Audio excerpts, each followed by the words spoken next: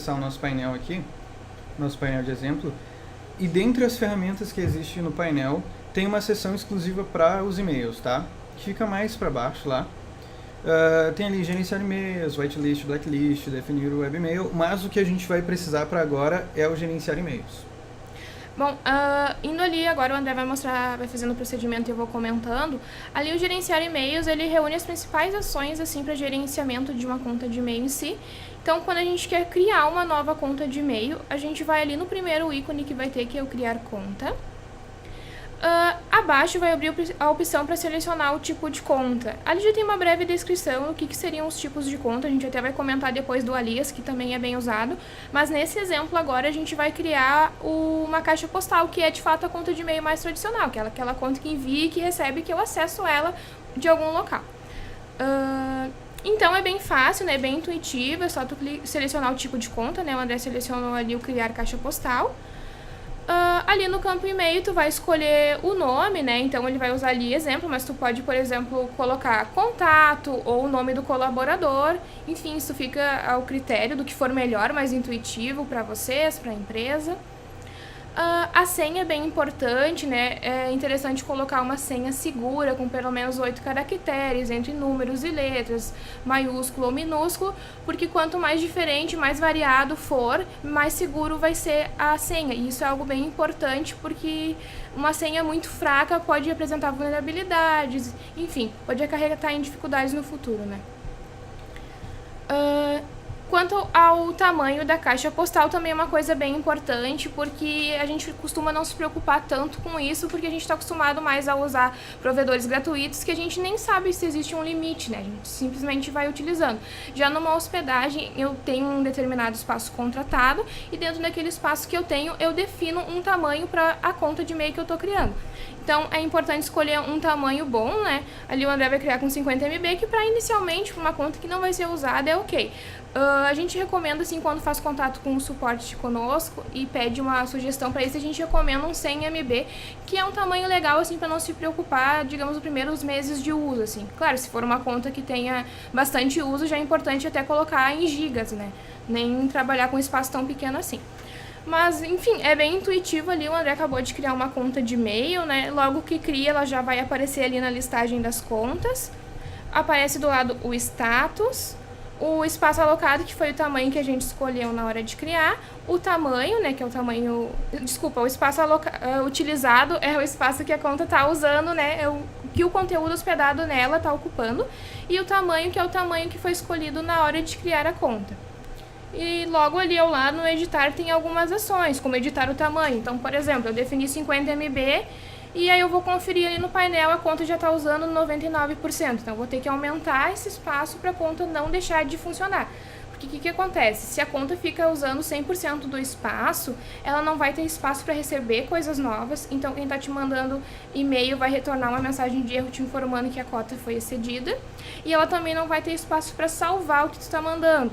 Então, é bem importante estar sempre de olho ali, né, para evitar perder de receber e-mails importantes por conta do espaço, né.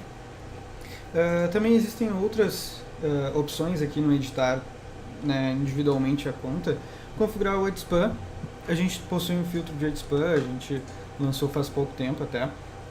Dá uma conferida lá pelo nosso site, mas basicamente ele é uma ferramenta que vai filtrar spams, e também você pode treinar a sua caixa de entrada, tá? Para dizer o que é considerado spam ou não. Isso pode ser feito conta a conta ou também globalmente para o seu domínio. Outras opções legais que tem aqui, tá? Remover esta conta, pelo nome, a gente consegue ver que vai ser excluída essa conta de e-mail. Aparece ali um aviso de que é importante você fazer o backup das mensagens, caso seja necessário você ter esse backup, né? Aqui outras ferramentas, múltiplos recebimentos e múltiplos envios. Como funciona isso? No múltiplo recebimento, digamos que ali na conta exemplo, eu botei também o site webinar, que é outra conta que a gente tem criado ali. Quando a conta exemplo receber uma mensagem, a site webinar também vai receber. E o múltiplos envios é bem parecido. Quando a conta exemplo enviar uma mensagem, a site webinar, né, no caso, vai também receber uma cópia disso. Eu posso desativar temporariamente uma conta de e-mail, tá? Posso fazer a alteração da senha e posso adicionar uma outra resposta. Aqui é tudo individual, tá? Isso, só é importante salientar ali na questão do trocar senha, ele não serve só para isso. Digamos assim, vou citar um exemplo que chega bastante no suporte. Por exemplo, o usuário esqueceu a senha da conta de e-mail. Nós aqui da King hoje a gente não tem acesso à sua senha de e-mail para te reenviar, a gente não tem acesso a nenhuma das senhas. Então, por exemplo, se eu esqueci a senha da minha conta de e-mail, não tem problema, eu vou até ali o painel de controle, não alterar senha, e ali eu vou mudar a minha senha. Então, é tanto para trocar, se eu simplesmente decidir que agora eu preciso mudar essa senha, ou se eu me esqueci de fato da senha, daí eu faço essa mesma ação. E não precisa digitar a senha antiga, né? É só digitar a senha nova, no campo abaixo confirmar a mesma senha e clicar no trocar senha, que a troca vai ser feita com sucesso. Uma dúvida que pode surgir. André, eu preciso sempre vir aqui no painel de controle para trocar a senha do e-mail? Nem sempre, tá? Digamos que é um funcionário seu, né? Um funcionário da sua empresa ou alguém que trabalha contigo, e ele quer ter uma certa autonomia para mudar a própria senha. Isso pode ser feito também pelo acesso ao webmail. A gente vai mostrar o webmail daqui a pouquinho, tá?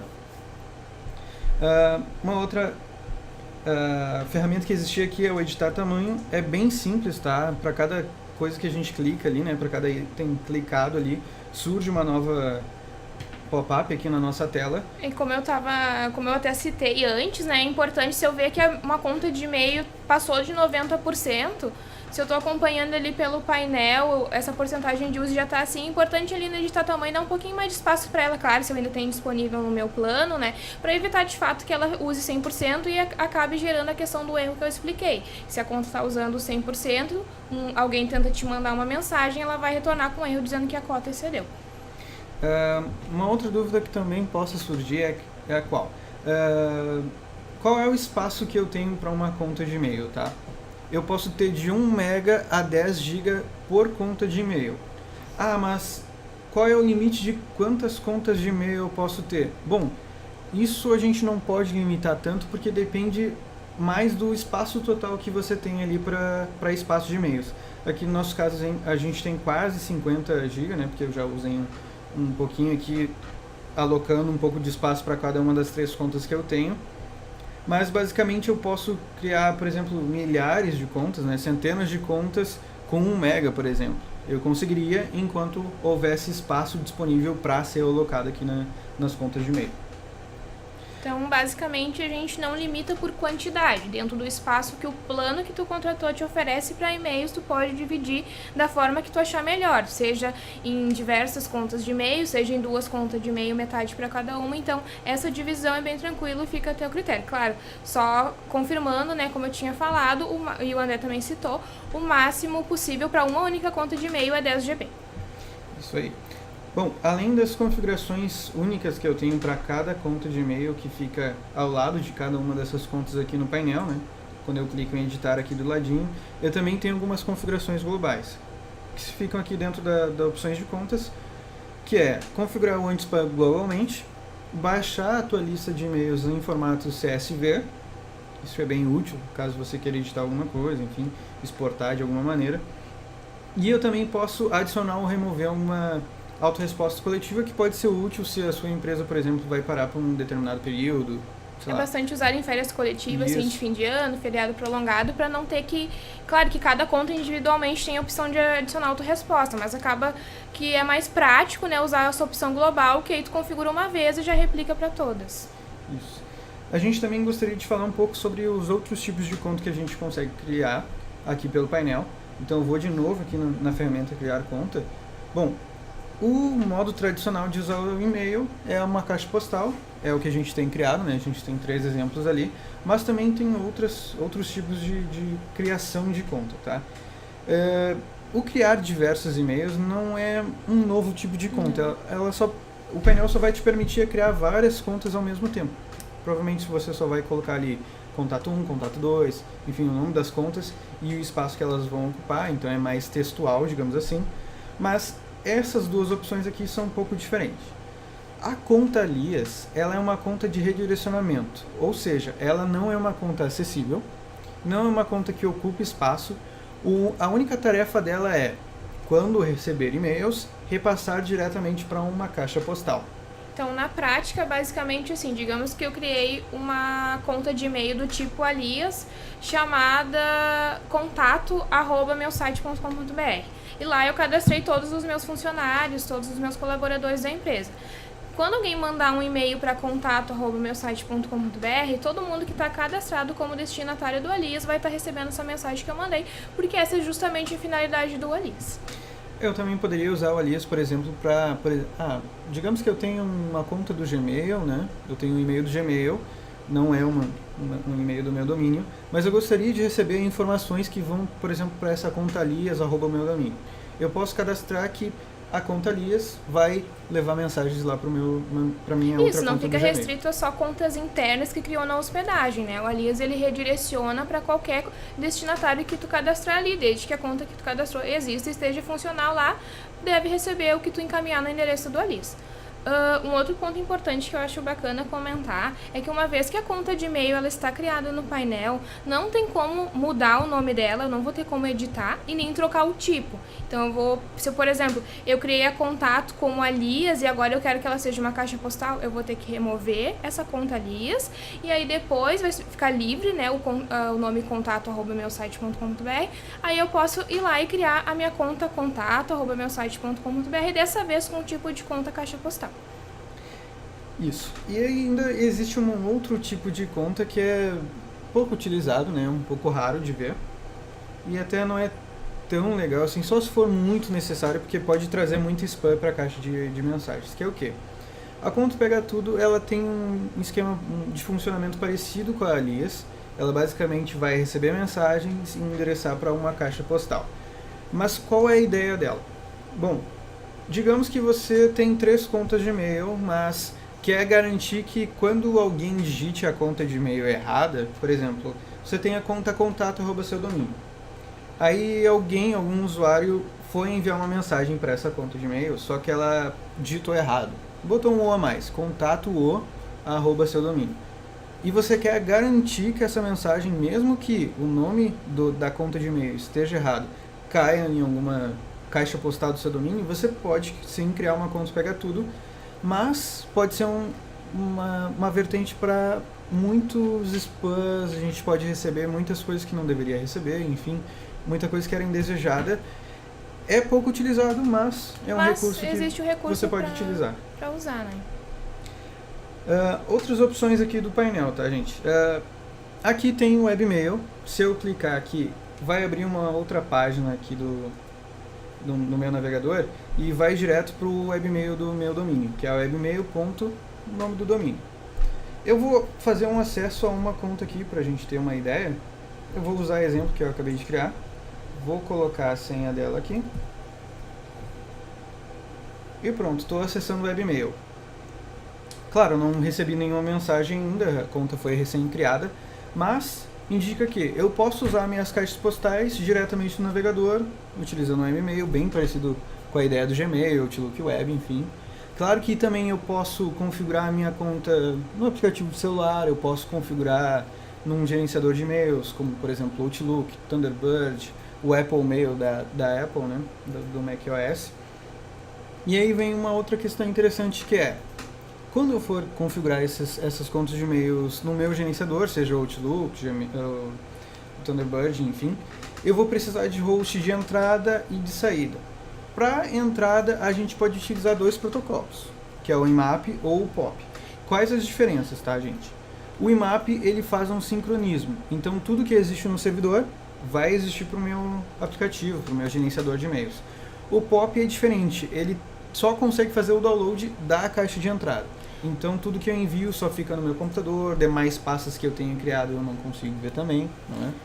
Isso, e como o André estava comentando dessa diferença de servidor de entrada, é bem importante que se eu vou utilizar a conta pelo webmail e pelo gerenciador de e-mails, eu utilize o IMAP, justamente por ter a sincronia. Então, se por exemplo, chegou uma mensagem nova no webmail e eu li ela, lá no meu computador vai aparecer como lida também. Se eu uso a conta em vários computadores e ainda gostaria que ficasse igual no webmail, em algum momento precisar acessar pelo navegador, né, não ter o software instalado na máquina em si, também é recomendado utilizar o IMAP.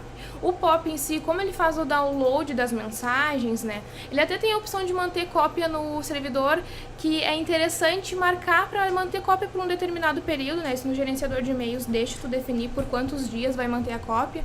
E é importante cuidar isso, porque a finalidade dele mesmo é não ocupar o servidor e baixar tudo para a máquina local. Então, se eu mantenho tudo deixando cópia no servidor, eu não estou sabendo usar da melhor forma o POP, né?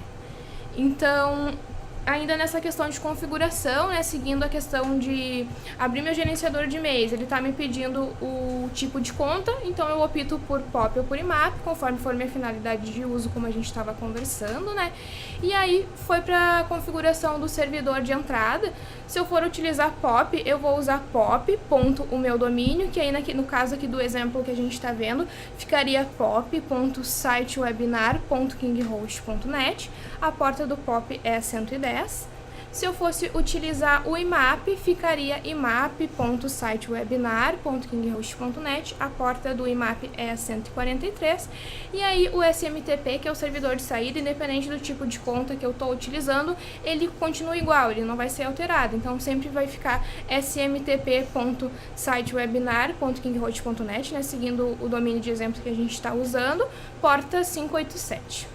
Isso aí, gente. Então, resumindo bastante, né, o IMAP e o POP, o IMAP é o mais recomendado porque eu vou ter sincronismo com o servidor, vou ter garantia que eu vou ter, caso eventualmente eu tenha uma dificuldade com o meu gerenciador de e-mails, com o meu aplicativo de e-mails, vai ter a cópia dessas mensagens aqui no servidor da King, então vai ter um backup dessas mensagens. E o POP é, se eu vou usar massivamente os e-mails, não quero ocupar o espaço que existe aqui no servidor, ou já não tem mais espaço, posso configurar como POP. Ou também quando eu preciso baixar mensagens para o meu computador, é bem útil também utilizar o POP. E é ideal também que quando utilize POP, usem só um computador, né? Porque assim, a gente já sabe que tudo que está sendo baixado lá do webmail, né, que é o servidor, ele está baixando para aquele computador em si. Se, por exemplo, eu tenho duas máquinas configuradas com a conta POP, a que acessar primeiro vai baixar as mensagens, quando a outra for abrir a caixa de entrada não vai aparecer nada de novo, porque realmente já baixou. Então pode dar uma diferença de quando a gente está usando, não conseguir entender por que em algum lugar chegou e em outro não, e é justamente por isso. Bom, seguindo aqui os itens que existem no gerenciar e-mails do painel, tá, gente? Ainda tem o anti-spam, onde eu posso fazer a ativação no meu domínio e também, posteriormente, a configuração. E também tem o como configurar, que vai levar o seu acesso lá para a nossa central de ajuda, onde você vai encontrar diversos tutoriais para Outlook, diferentes versões, para o Thunderbird, para aplicativos de e-mail que você tem no seu celular também. Qualquer dúvida adicional que surgir ou teve algum erro no momento de configurar o teu aplicativo, o teu software, faz contato com o nosso suporte que a gente vai estar pronto para te ajudar a solucionar essa dificuldade. Outra coisa que a gente queria conversar com vocês é sobre o gerenciar whitelist, blacklist, que é uma ferramenta boa também se você tem...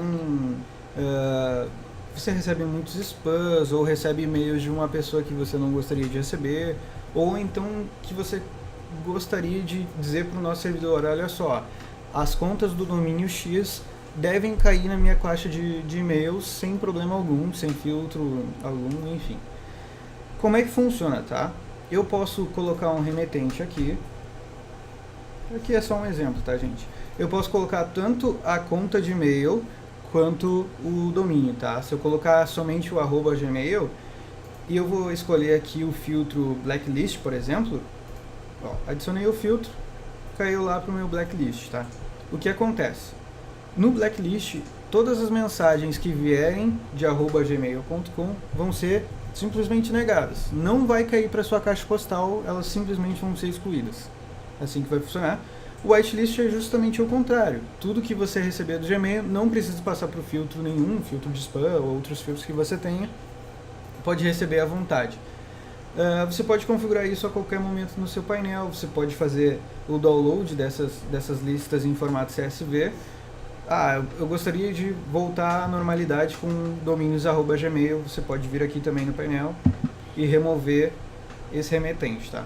Importante falar que tanto a whitelist quanto a blacklist, na hora de estar adicionando um remetente, dá para colocar, por exemplo, andré@gmail.com, e aí vai estar liberando ou bloqueando só o que vem exatamente do andré@gmail.com, ou para ser mais prático, né, se eu quero fazer uma liberação ou se eu quero bloquear todo o domínio, eu colocando @domínio, vai bloquear tudo, assim como o André tinha colocado ali na blacklist, @gmail.com, tudo que, no caso ali na situação, né, que ele exemplificou, tudo que viesse do Gmail seria bloqueado por todo o domínio do Gmail estar lá na blacklist. Isso.